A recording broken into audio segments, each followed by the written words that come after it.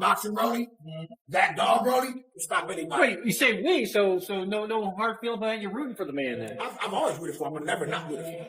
All right. What do you think, since with the new regime he has, his pros and cons of his game at this point? Well, you know, it's different styles compared to my style. For Rolly, Rolly's a fighter, he a dog, all that boxing shit. Romero and Garcia have had boxing professionals divided in their opinions, each side picking their favorite ahead of the fight. According to Romero, this fight was destined to happen. He had predicted it. During the grand arrival in New York, Romero expressed his confidence, saying he knew the fight would take place at 147 pounds and become one of the biggest events in boxing history. Just look at the magnitude of it. Preparation, weigh and everything was good. How was it? Yeah. How you feeling for this fight overall? You know, I'm very feel about it, yeah. yeah. What are you expecting tomorrow? Have you seen the ring, by the way? Have you seen the ring? How's it been outside? I heard it's not too big, but it's not too small. Yeah. Ever since that sparring session, Romero has been telling anyone who would listen that a welterweight fight against Garcia was inevitable. However, that doesn't mean Romero believes he can take anything meaningful from their time in the ring back then, as it happened so long ago. According to him, both fighters are tired of seeing the old sparring footage. They've evolved into completely different versions of themselves.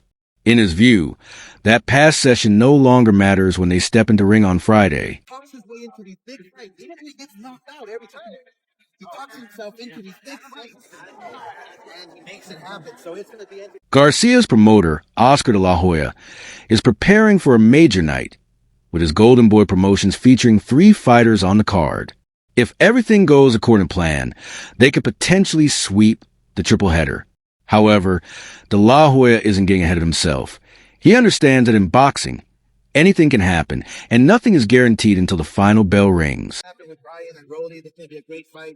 I mean, you got Teofimo, you got Barboza, Jose Ramirez. It's going to be. I mean, Jose Ramirez with Devin is going to be incredible. I don't know what fight. Raleigh can punch like a mule, and Ryan's been out of the ring for a year, de la Hoya pointed out, suggesting that ring rust could play a significant role in the outcome. According to the Golden Boy Promotions head, this is not a fight to underestimate. The question now is whether Ryan Garcia's redemption story can triumph over Rolando Romero's raw power, or if he's heading for a rude awakening. And it's interesting because all these guys are close to the same weight class. Anybody in this card can fight each other. It's a round robin. It's a round robin. I mean, you know, you think about past champions, past fighters. Back in 2022, Gervonta Tank Davis maintained his undefeated record when he faced Rolando Romero in New York, ending the fight with a brutal 6th-round stoppage. A year later, he repeated his dominance, this time against Ryan Garcia, delivering one of the most vicious body shot knockouts in recent memory. When asked who hits harder between Romero and Garcia, Tank Davis didn't even hesitate to answer. Each other and in a round robin, like, I don't know, Duran and Hagler and her, not the same caliber, but same thinking, you know, with rotating all those fighters, with having all the fighters in the lightweight division and fighting each other. It's the same philosophy, right? So hopefully it happens. Hopefully we can round robin every single fighter and make some great fights. Romero hit so hard that people have been sleeping on him. Tank Davis told Fight Hype last year. And if that wasn't enough, Davis also added that Ryan Garcia has no chin, saying Raleigh is going to catch him. According to Davis, Romero can seriously punch. He's the only fighter who, when he swung, made it feel like there were bricks in his gloves. That's coming from someone who's shared the ring with both men. So the question is Ryan Garcia in for a tougher fight than people expect? Clarissa Shields certainly hopes so. She's openly rooting for Rolando Raleigh Romero to knock Garcia out. All the Mexican fans are all Team Ryan, and they don't stop. They just continue attacking him. And it's like, no, to me, nobody really like showed concern for Devin. I inboxed him a little bit, and I was checking on him to make sure he was okay. He writing back like, "Hey, I'm good," blah blah blah. You know, but I just felt like, dang, this is just so bad because I'm considered one of the queens of boxing. So I look at me having a hard time. I'm praying that Raleigh beats Ryan and puts his head out, shielding the undisputed heavyweight champion, as he mentioned in an interview with Fight Hub TV. And it hurt him since he got hit with the first round. So it's like, yeah, he should have got out the way of the hook. He should have got out the way of every punch. But the hook and the right hands and stuff had a little bit more stuff on him because he was positive for, was it Austrian or something like that? Yeah. So yeah, I just don't like that concept. And I feel like too, I want Willie to win because Ryan disrespectful, man. He's a disrespectful kid, and I think everybody giving him a pass now. He's doing better and he went to rehab. Shields recalled Garcia's fight with Devin Haney last April. Afterwards, Garcia tested positive for a banned substance and eventually accepted a 1-year ban from the sport. Initially, Garcia's victory was ruled a majority decision, but the fight was later declared a no contest. Since then, 2 schools of thought have emerged. One side believes that Garcia's positive test is reprehensible, rendering the initial result of the Haney fight irrelevant due to the substance found in Garcia's system. On the other hand, there are those who argue that Haney should have been able to win regardless, and that his subsequent lawsuit against Garcia is unbecoming of a fighter. That stuff is in him, man. That's his character. He doesn't get a pass from you for the things that he said. No, he doesn't get a pass from me. Like, that stuff is in him. He was saying the N-word. He said things to me about my family. Shields subscribed to the first point of view and also called out Garcia's pattern of abusive, defamatory, and racist behavior. Among Garcia's transgressions, Shields highlighted instances where Garcia repeatedly used the N-word, expressed a desire to bring George Floyd, who was killed by a police officer, back to life so he could be killed again, and disparage Muslims. And all type of stuff. So I don't respect that, and it still hasn't been a apology from him yet. He tried to laugh. Oh, Clarissa, I was playing. It was like, look, I don't care how drunk or how you was. That's not acceptable because if I get drunk and high. Everybody gives him a pass, saying, "Oh, he's doing better. He went to rehab." Whatever the case may be, Shields said. But that stuff is in him, man. That's his character.